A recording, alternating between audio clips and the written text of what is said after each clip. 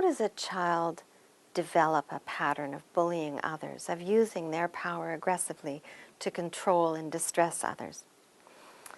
Well, it can come from many, many different sources. The child can be genetically predisposed to that. There are some genes that we know lead to aggressive behavior, but those genes don't express themselves if a child is raised in a nurturing and caring environment. The child can learn by observation, so the things that happen at home really make a difference.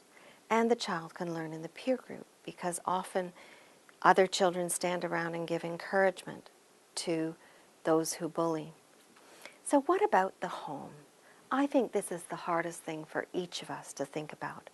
As parents, we have a huge role in shaping a child's development. And that means we have to think every moment of every day about what it is that we're doing and what it is that we're teaching by our behavior. Now, I'd love to tell you that I never bullied my 3 children, and that just wouldn't be true. I got home after a really hard day of work, and they were screaming and hungry, especially when they were little, and sometimes I'd lose my temper and I'd yell at them. I didn't mean to, but I did it.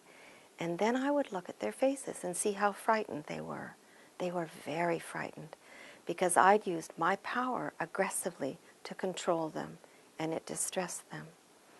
So what I had to do is I had to repair, and that's probably one of the most important things we can do as parents, is tell children you're sorry, tell children you made a mistake, and that it's not good to use power aggressively or to use aggression to solve a problem.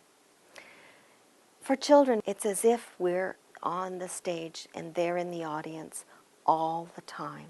They watch what we do, they watch how we speak, they watch how we interact with other adults and with them, and that's part of the biggest learning in their lives.